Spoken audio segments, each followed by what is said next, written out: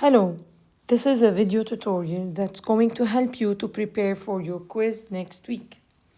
So let's begin. Which of the following best defines organic chemistry?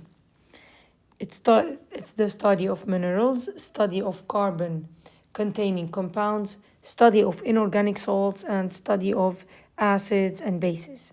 Organic chemistry is the chemistry related to organic compounds which are composed of carbon chains.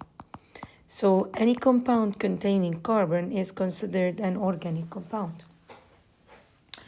Using a diagram of carbon atom, explain how carbon's bonding capacity allows it to form diverse organic molecules.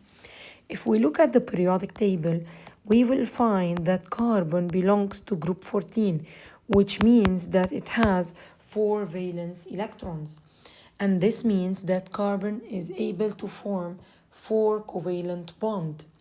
Now, carbon can make 4 single bonds. It can also form multiple bonds like double bonds or triple bonds. And this possibility and this ability to make multiple bonds allow the carbon to have a huge variety of structures and creating being part of carbon chains because it's very small atom and it has the possibility to do these large bonds. So this is why carbon is the most important element, a main element forming organic compounds. So carbon can participate in carbon chains, whether it's a single or double bonds, or it can even form rings. For example, this is a ring of 4 carbons, or branched chains. Like for example, here I can make another branch of carbon. Now, let's move on.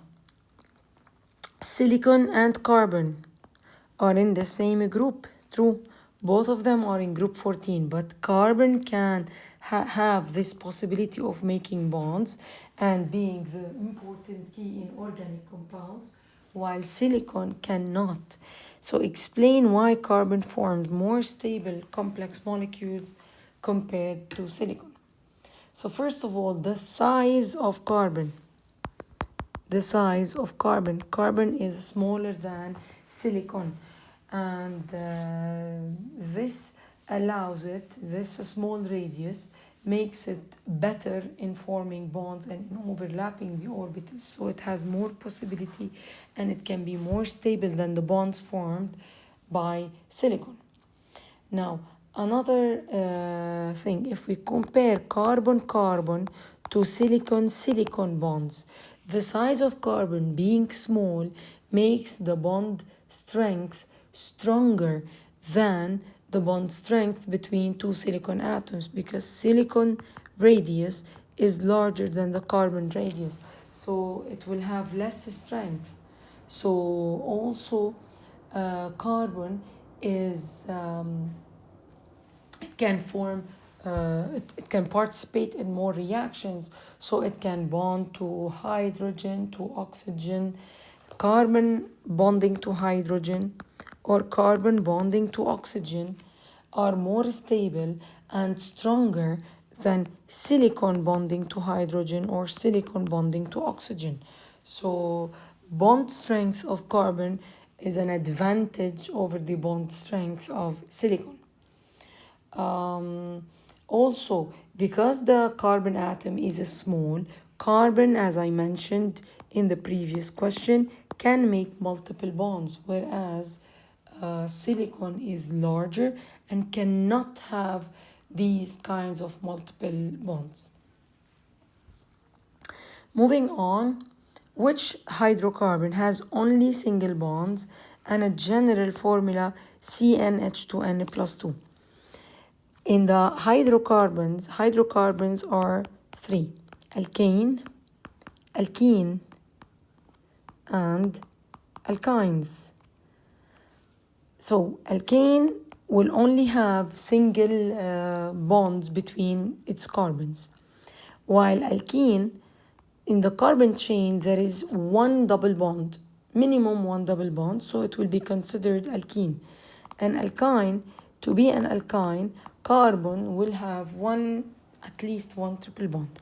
Now in terms of the formula, alkane is a CnH2n plus 2, while alkene just 2n, CnH2n, and alkyne CnH2n minus 2. So the number of hydrogens around the triple bond is less. So the answer is D. For ethene, I see here ene. It means that this one has a double bond. So predict the hybridization of each carbon, molecular geometry, and bond angle. So I'm just gonna repeat the hybridization. You have many types of hybridization: sp, sp2, sp3, dsp3, and d2sp3. So if we look at the molecular geometry, this is linear with 180 degree. This is trigonal planar with 120 degree. The sp3 is tetrahedral with 109.5, and this one is trigonal bipyramidal, having 5 domains, trigonal bipyramidal with 2 types of angles, 90 and 120. So I remind you, this is how it looks like, the trigonal bipyramidal, and finally the octahedral, having angles of 90 degrees as a bond angle. Now for the carbon, definitely it doesn't make all these hybridization. So carbon, as I mentioned again here, can either have single bonds, a double bond, or a triple bond. So if we count the domain, here we see 1, 2, 3, 4. So that's an sp3 tetrahedral. And here 1, 2, 3, 3 domains, that an sp2 trigonal planar. And the last one linear, because it has 2 domains, so the hybridization is sp. So I'm going to highlight it. For carbon atoms, it has the hybridization linear, sp, with a linear molecular geometry and 180 bond angle. If the bond are if there is a triple bond on the carbon. Trigonal planar if there is a double bond on the carbon. So the hybridization is sp2 with a trigonal planar molecular geometry and 120 angle. And finally, if the carbon has 4 single bonds, the hybridization will be sp3. The shape is tetrahedral and 109.5 degree. So that's the linear with 180. That's the trigonal planar with 120. And this is the tetrahedral with 109.5 angle. Which of the following is an example of structural isomerism? Isomer is, the definition of isomers talks about compounds having the same molecular formula, but their structure, the way the carbons are bonding is different. So for example, I can have 4 carbons straight with forming a straight chain, and the name will be butane, and I can have 4 carbons, 1, 2, 3. So let me just make it 4 carbons like that. So here, these 2 compounds are different. This is butane, while this one is methyl propane. So structural isomers, they're same molecular, the compounds having the same molecular formula, but the structure, the way the bonds are formed, different. Which of the following correctly describes an alkane? So, whenever we see N written, it means that this alkane, or whether it's an alkene or alkyne, have no branches. It's just a straight chain. So it cannot be a cyclic compound. It cannot be a branch because it's called N-alkane. So it's a straight, it's a straight chain of saturated hydrocarbons. I'm gonna talk later on about saturated and unsaturated. Now, why alkene considered unsaturated hydrocarbons? So, let me just explain the difference between saturated and unsaturated hydrocarbons. The saturated hydrocarbons are the carbons that have the maximum amount of hydrogen atoms. So if I have carbon bonded with each other, the maximum amount of hydrogen that I can put in this chain is 6. Whereas if there's a double bond between these two carbons, I can only have 4 hydrogens. Or if there's a triple bond, we can only have 2 hydrogens in this compound. So, the unsaturated hydrocarbons are only the alkenes and the alkynes because they have less than the maximum number of hydrogen atoms. Now, since the question is about alkenes, I cannot say contain triple bonds because alkenes, they have double bond. And I can have saturated hydrocarbons and cyclic. So if they were cycloalkane. Aromatic ring, aromatic, it means when they have benzene ring. And the benzene is unsaturated because it has 3 double bond. Now let's move on and talk about the resonance structure of benzene. So benzene is made up of 6 carbons connected forming a ring, and these 6 carbons, they share 3 double bonds. So there are 6 electrons that keep on moving. We say 6 delocalized electrons. Delocalized, it means they keep on delocating, changing their location, and they move between those 6 carbons. So that's the first resonance structure.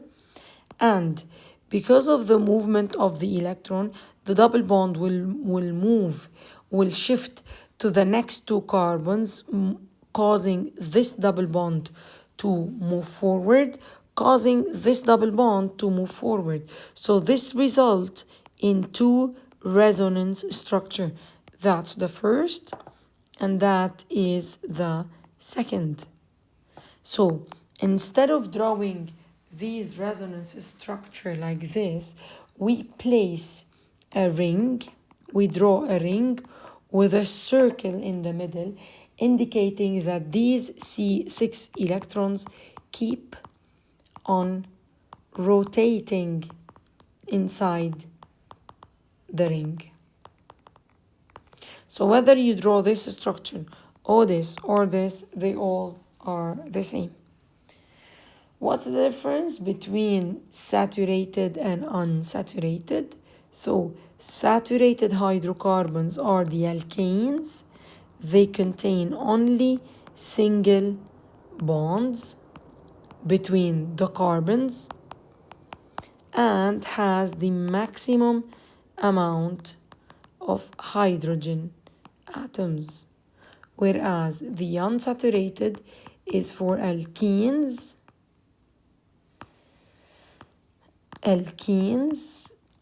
containing C, double bond C, and alkynes because they contain triple bond. So they can be double or triple bond. And they do not have the maximum amount of hydrogen atom. I mean, if I break the double bond or if I break the triple bond, I can add more hydrogens.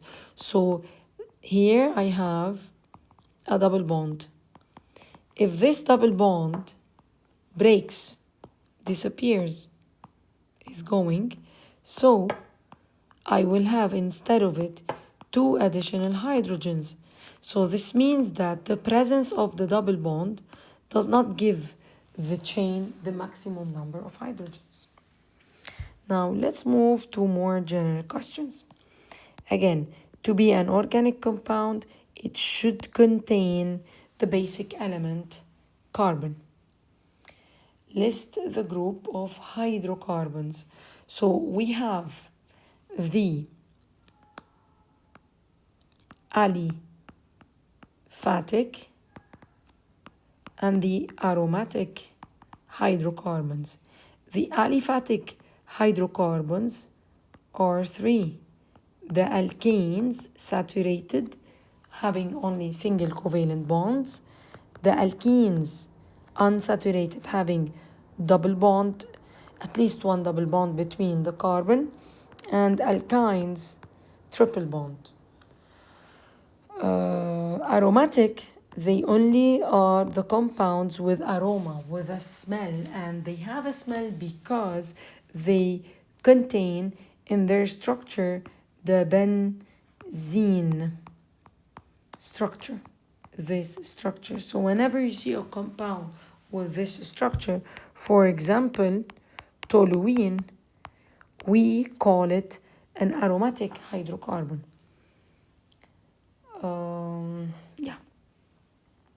Isomers. So again, isomers are molecules, compounds having the same molecular formula,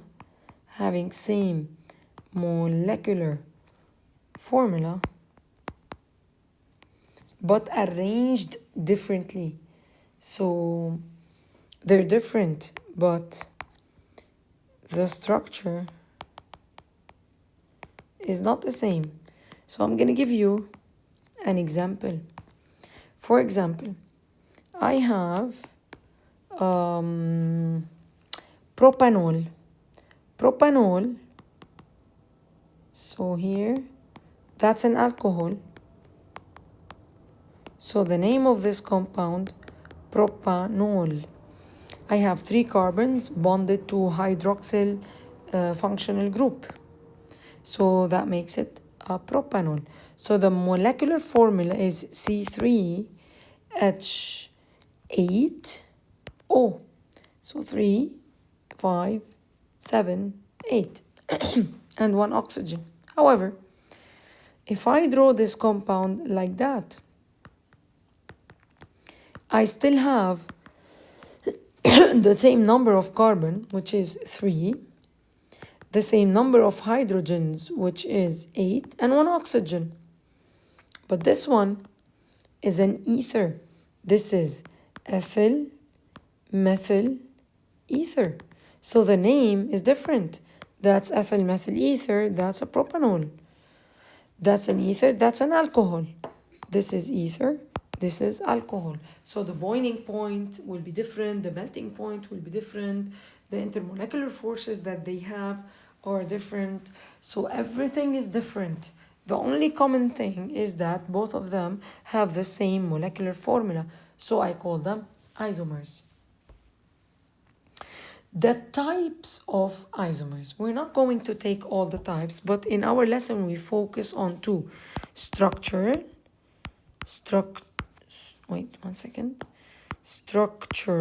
isomers and geometrical isomers, which I am going to talk about it. Geometrical isomers. Now, structural isomers. So let's say I have a compound C6H 6 times 2, 12 plus 2, 14. That's an hexane.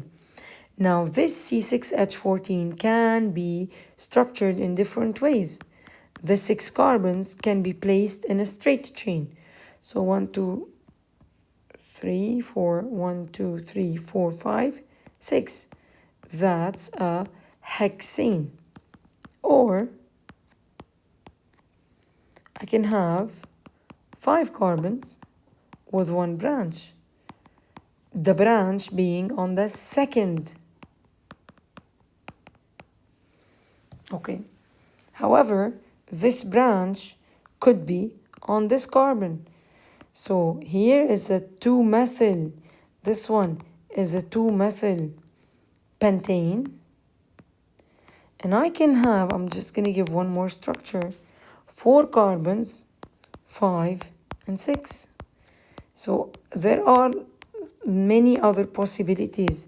But the main idea here is that I am always drawing with 6 carbons and 14 hydrogens, and the shapes that I'm getting are different. The names that I'm getting are different. That's hexane, that's 2-methyl pentane, and this is 2,2-dimethyl butane. So completely different. The geometric isomers. To have geometric isomers, first of all, we only see geometric isomers in compounds containing double bond isomers. So double bond is a must to have geometric isomers. So there should be a double bond, and the groups of carbon around the double bond, they can rotate. So for example, I have C double bond C with a CH3 from here and from here, and hydrogen. Now this carbon, the groups on it can rotate, so I can have it like that. Instead of having CH3 here, CH3 is going to rotate and H will go up. So that makes these two compounds geometric isomers. When the large groups or the small groups are facing each other, this is a cis isomer. And when they are not facing each other, that's a trans. And then we write the name of the compound. Like for example here, that's a cis-2-butene. I'll be explaining later on the naming. And that's a trans-2-butene. Now, what are the prefixes used in naming organic compounds? You need to memorize the prefixes. So you need to know that if I have 1 carbon, I use the prefix meth. 2 carbon, eth. 3, prop. 4, but. 5, pent. 6, hex. Hept. Oct. Non. And dec. It's like starting from here, September, October, November, December. So it comes after each other. You really need to memorize this because it helps in the naming. Now, there are many ways to represent the formula of an organic compound. So either we write it through the molecular formula or the ball and the stick model, or structural formula. We show the structure, how the bonds are, how the atoms are connected with each other. So the correct answer in this one is choice B. So that's correct, a molecular formula. That's a structural formula. And this is a ball, 3D ball and stick model. Now, again, I'm going to summarize in this table the type of the bond, how many pairs of electrons are shared, the hybridization, the geometry, etc. So this is a single covalent bond where 1 pair of electrons is shared between two carbon atoms. So it is definitely as saturated because I don't see a double bond. And the hybridization on the carbon is sp3. So for an sp3 hybridization, the molecular geometry would be tetrahedral with a bond angle of 109.5 degree. Now, looking at these two carbons, I see a double bond. So I'm going to say that these are unsaturated.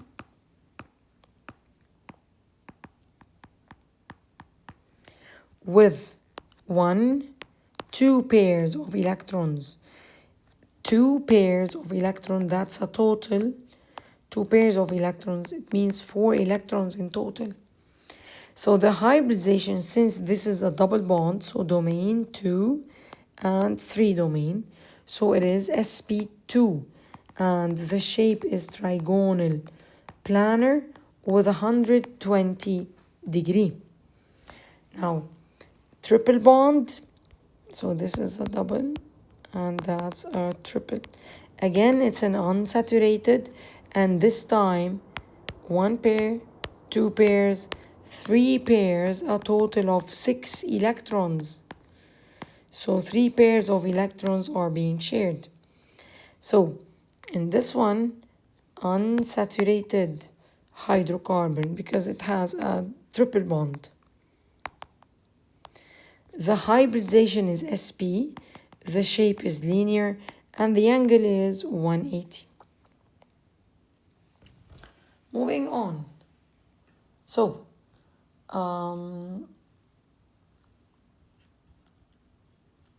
let's continue. Which of the following statement is not true about 4-ethyl-3,5-dimethyl octane?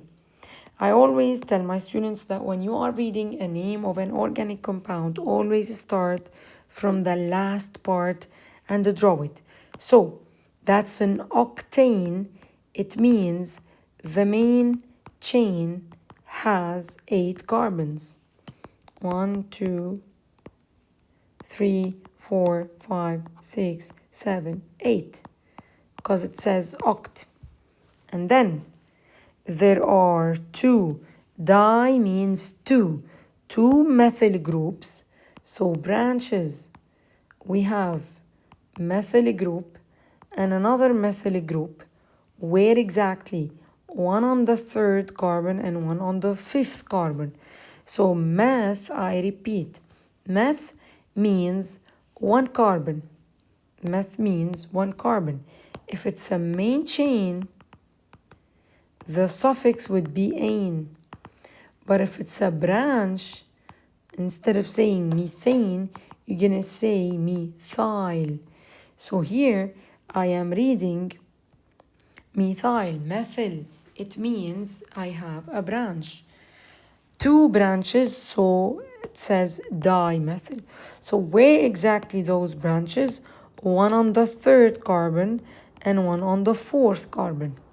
Also, if we continue with the name, we'll find that we have another type of branch. How did I know that this is a branch? Because it's ending with YL. So another type of branch made up of 2 carbons, because eth made up of 2 carbons. So here's another branch. So that's a branch and that's a branch, and this is the ethyl branch. Where exactly this ethyl? It's on the 4th. So here I'm gonna write a branch of 2 carbons. So I'm just gonna make it bigger, or maybe I'll draw it from down so that you can see it better. See, this branch is made up of 2 carbon, while this branch is made up of 1 carbon. So I'm done basically drawing this compound. So let's see what is this question about. It says that we have an ethyl group branch on position 4. True. We have a methyl group branches on position 5. Yes. We have an ethyl on position 3. No, ethyl is on position 4. How many atoms of carbon are in a molecule of pentane? Pent means 5 carbons. So this will have 5 carbons. Moving on. Let's name. Always when you want to name, you need to choose the longest chain of consecutive carbons. So here, that's the longest chain. So the main chain is made up of 1, 2, 3, 4, 5 carbons. That's a pent. Now, since all the carbons are having single bonds between them, there is no double bond. How do I know? It's not drawn. If there's a double bond, you'll see a double bond. So the suffix would be ane because all the bonds are single. Now this pentane, on the second carbon, there's a branch. And when you number a main chain, you need to number from the side that give the branch the lowest possible number. So if I start counting from here, the branch comes on the second carbon. So I better choose this side, because if I started counting from here, the branch is going to be on the fourth carbon.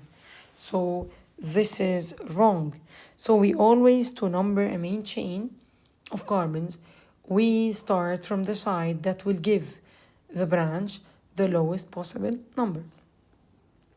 So I have a branch made up of 1 carbon, so it's a meth. Now since this is a branch, it will end up with yl. Now this branch, where is it exactly? It's on the second carbon. So now let's put the pieces of puzzle together. We say 2-methyl pentane. That's it. Again, another example. That's a main chain, or you can say that's a main chain. Doesn't matter. So in both cases, our main chain is made up of 3 carbons, and that's a propane. And on this propane, I have 2 branches, but the branches are similar. Each branch, each one of these branches is made up of 1 carbon. So this branch is called methyl, and this branch is called methyl. So if you remember here, when I have 2 branches of the same name, I'm not gonna write methyl twice. So I'll simply say dimethyl propane. But I'm not done. For someone to come and draw dimethyl propane, you need to tell him where exactly these methyl group. So we count 1, 2, 3. The methyl group are on the second carbon. Now, even if it's the same number, you should write it as much as how many branches you have. So here I have 2 branches. Each one of them is on the second carbon. So I will write 2 twice. One more example. This looks the longest main chain. So first I'm going to count to see how many carbons in total. 1, 2, 3, 4, 5, 6, 7, 8. So 8 carbons, that's an oct. And since it's an alkane, it's an octane. Now this octane has 1, 2, 3 branches. Now every branch will end with YL. Now this is a branch made up of 1 carbon, so meth. This is another branch made up of 1 carbon, again a meth. Now this branch made up of 2 carbons, so it's going to be an eth. Now the suffix, since it's a branch, I will end it with YL. Now methyl, instead of saying methyl twice, we're going to simply say dimethyl. If I have 3-methyl, I would say trimethyl. The last part, when you are naming an organic compound, you need to count from the side of the chain that will give the branches the lowest possible number. So let's start from here. If I count it from this side, 1, 2, 3, 4, 5, 6, 7, and 8. I will have a branch on the 4th, a branch of methyl on the 6th, and a branch of ethyl on the 5th. So adding up those numbers, you're going to get 15. 6 plus 4 plus 5. Now, let's number from the other side. Here, wait, like that. So what if I started numbering from here? So remember, the previous one, I got on the 4th, on the 5th, and on the 6th. Now, 1, 2, 3, 4, 5, 6, 7, and 8.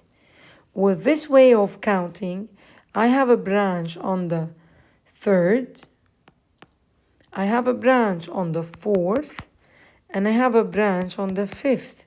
So 4 plus 5 plus 3, that is 12, whereas the other one was 15. So definitely I'm going to go with this one. Now when you start writing the name of your compound, you follow the alphabetical order. So E comes before M. So I'm going to say 4-ethyl. So you mention the number, then the name of that branch, the number to indicate where is it located. And I have another branch on the 3rd and on the 5th. So it's going to be 3,5-dimethyl. And finally, I have 8 carbons. It's going to be octane. Now, let's draw. Drawing. Drawing will help you a lot. Hept means I have 7 carbons. And ane, it means that all the carbons have single bonds.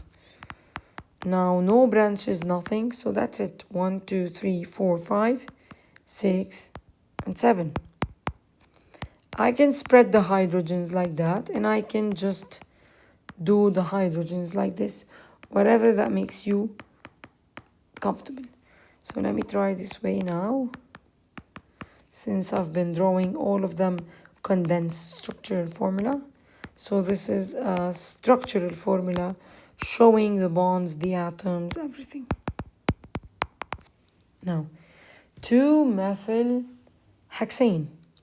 Let's start from the end. Hexane, hex means 6 carbons. 1, 2, 3, 4, 5, and 6.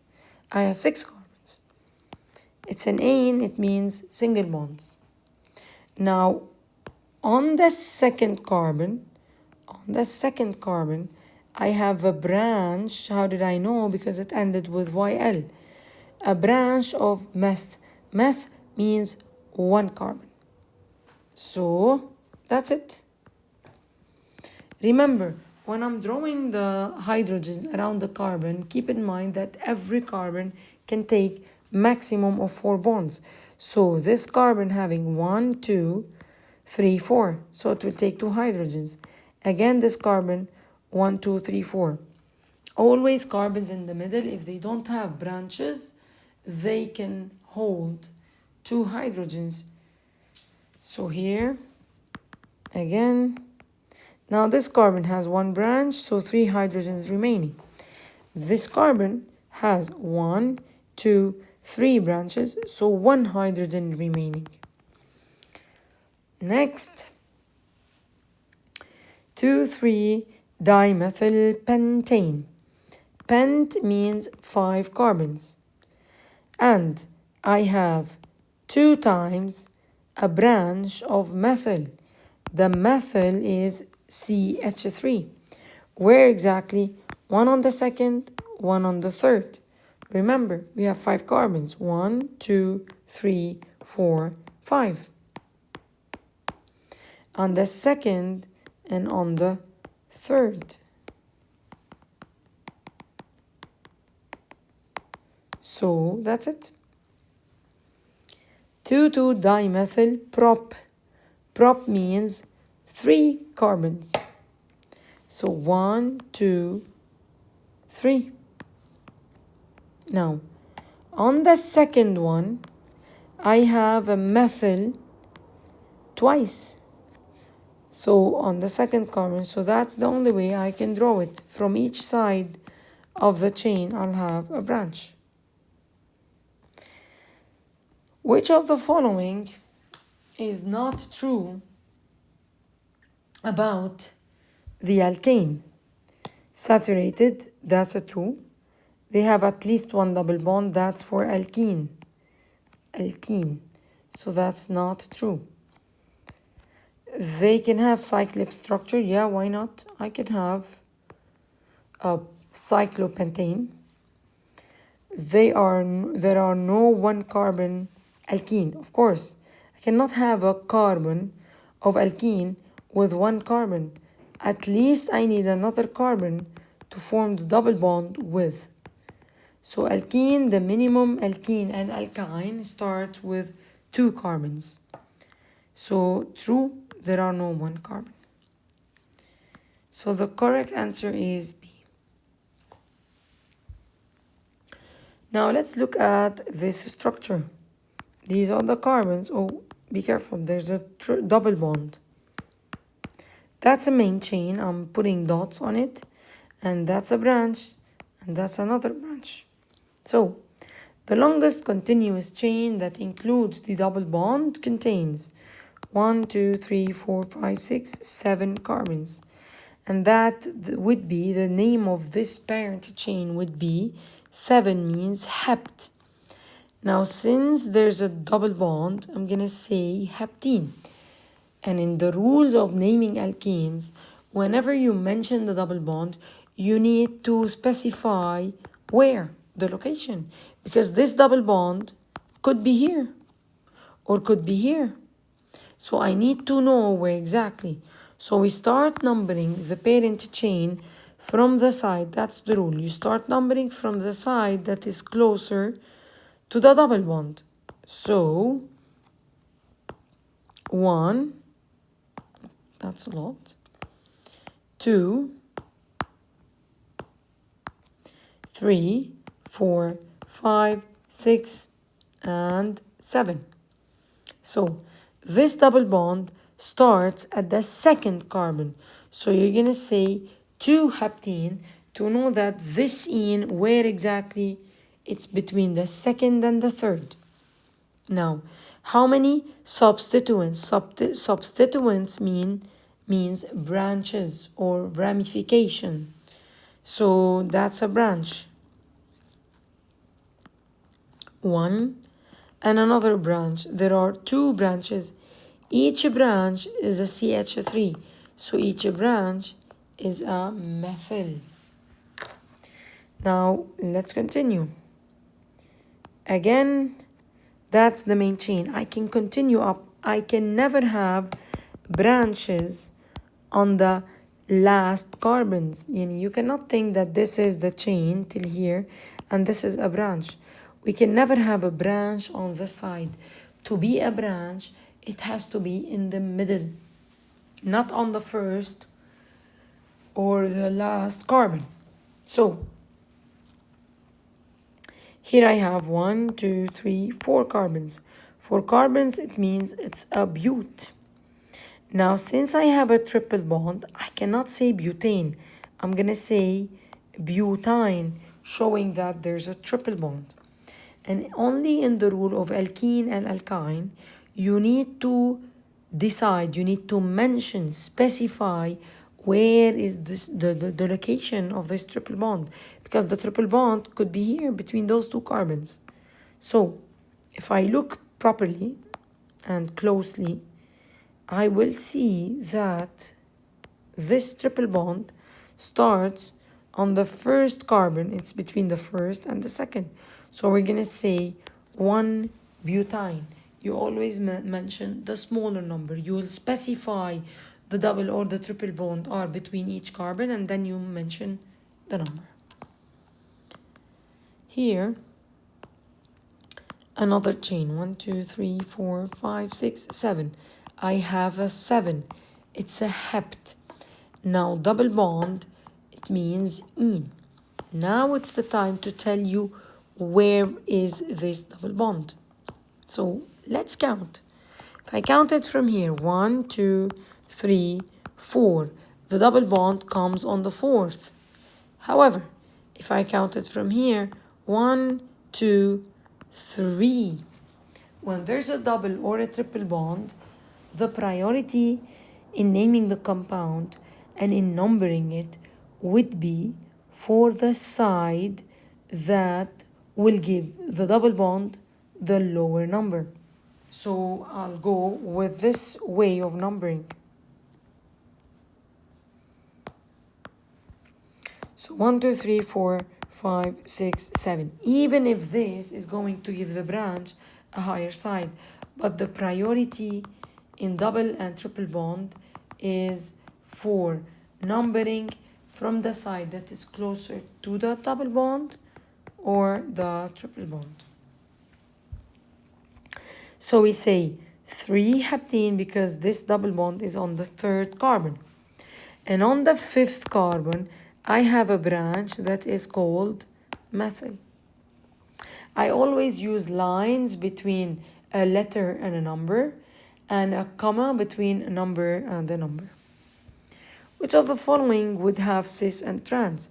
To have cis and trans, there must be a double bond. So it must be an alkene. So, ein, ein.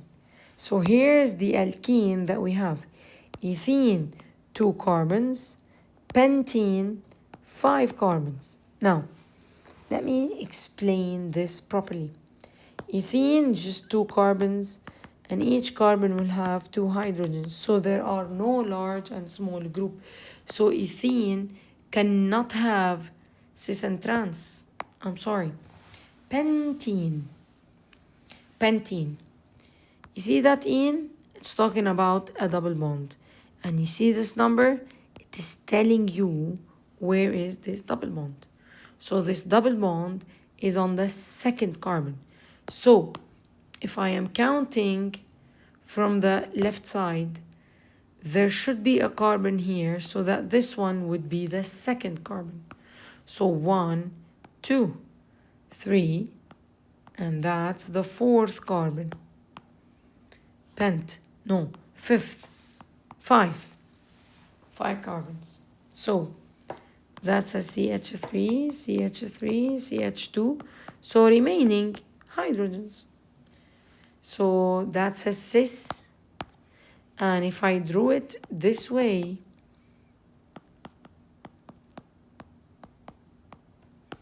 it would be trans because the large groups are away or opposite to each other. So this is the right answer. Moving on with this question. Which of the following is true about geometric isomers? Geometric isomers need... where's 1 and 2? Okay, I don't have the statement, so I'm not able to answer this question, but I'll tell you something about geometric isomers. I need to have double bond, and around the C double bond C, around the C double bond C, there must be different groups. Yani, on one C, you cannot have the same atoms, or else the rotation won't make any difference. So on the carbons where the double bond is located, they need to have small and large group, and not the same. Yani, I cannot tell you that this will have cis and trans. It simply cannot, because the groups are similar. Now let's continue. Which of the below statement is true? Okay, let's look at it. X, Y, Z isomers. Well, no. Definitely not the double bond with them.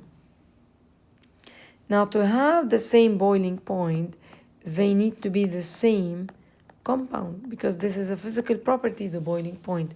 And from the structure, I see that X and Y are different. So that's not true. X and Y are structural isomers. Let me double check. 1, 2, 3, 4 carbons. 1, 2, 3, 4 carbons. All of them having single bonds. Yes. Draw the geometric isomers of C5H10. Okay. Geometric means it will have cis and trans. So, in geometric isomers, you focus on the double bond and you do like that. I'm gonna do it twice because I'm gonna do the cis and the trans. How many carbons? 5. The double bond cannot be on the side. I cannot start here hydrogen and hydrogen because it will be the same groups around C. So I'm gonna make 1C just randomly. I can make 2C before that double bond since I have 5 carbons. So 1, 2, 3, 5, and the rest is hydrogen. That's a cis. And if this group, put it this side, that's a trans, 2-pentene.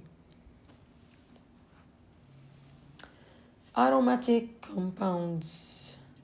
So, what is an aromatic compound? An aromatic compound is a compound that needs to have benzene ring in it. So, contain benzene ring. You will see a benzene ring part of its structure. Like, for example, that's an aromatic compound. It's still a hydrocarbon. Aliphatic are simply the alkene, and alkynes. No benzene ring in them. Now, directly look at this question. Which of the below is a correct aromatic compound? Look at this one. That's not an aromatic compound because I only have 2 double bonds. I need to have 3 non-consecutive double bonds to be the benzene structure. Similarly, that's not benzene. But if you look at this or this one, a ring of 6 carbon, 3 alternating double bonds, then yes, O and P. All of the following is our correct structural formula of benzene. Yes, this is benzene. True and true. This is not benzene. One is missing here. So this is wrong. Again, let's repeat again the hybridization one more time. 4 single bonds, tetrahedral geometry, and sp3 hybridization. 2 single and 2 single and 1 double bond. It's going to be trigonal planar with three domains, S and 2P. So that makes it 3 domains. 1, 2, 3 domains. Now the last one, 1 single and 1 double. So 1, 2 domains. So the hybridization is SP and the geometry is linear. Now let's look at this example and specify whether every 2 structures are isomers or is just simply the same molecule drawn twice. So let's look at this. There's a C double bond O, there's a C double bond O. After the C double bond O, there's an O. Now after this oxygen, there's 1 carbon. After this oxygen, there are 2 carbons. And before the C double bond O, there are 2 carbons. While here, before the C double bond O, there's 1 carbon. Isomers. Here, a benzene ring. 2 atoms of iodine, 2 atoms of iodine. But what's the difference? These 2 iodines in this compound are bonded on the first and on the second carbon of the ring, while here on the first and on the third. So that makes those compounds same structure, but same formula, but the structure is different. Now, let's look at this one. 1, 2, 3, 4 main chain. 1, 2, 3, 4 main chain. Branch, there's a branch. Branch, there's another branch. Where are located the branches? On the second and on the third. Same here, on the second and on the third. So these are not isomers. They are simply identical compounds. Now, which property of carbon is related to the ability to form a large number of compounds? Tendency to form covalent bonds, it can do single, double, and triple, and it catenate means that it can make cycles, like a closed ring. So all of the above. Again, not an isomer. Not an isomer for this one. So not an isomer, identical. Let's count first. Always count. 1, 2, 3, 4, 5 carbons and 12 hydrogens. So I want to look for the not isomer. Means I want to look for the identical compound. That's an isomer because I have 3 carbons and 2 branches. Isomer. Again, that's an isomer because I have 4 carbons and 1 carbon branch. Always the total is 5. But this shape is not like this shape, is not like this shape. So that's an isomer as well. But if I looked at the first one, the main chain is like this one. Simply this carbon and this carbon, we are just drawing them up. So that, I'm going to do it again in a nice way. So what did they do in this compound is that the last and the first carbon, instead of drawing it here, they just put it on top of this one. So there is no difference. So that's not an isomer. It's identical to the question. Now, ester, not included yet in your quiz, which contain single bonds. It needs to be an alkane. Here they're giving me a molecular formula. That's not an alkane, that's not an alkane. So, C2H, 2 times 2 plus 2.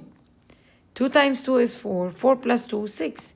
So C2H6 is an alkane, while this one is for the benzene that contains 3 double bond. And finally, the last question. The compound represented by the structure above is not soluble. Well, yeah, something that I did not mention. Hydrocarbons are all non-polar molecules, non-soluble. They have low melting and boiling point. And they have London dispersion as their intermolecular forces, since they are all non-polar, because they only have bonds between C and hydrogen. So it is non-polar. Thank you.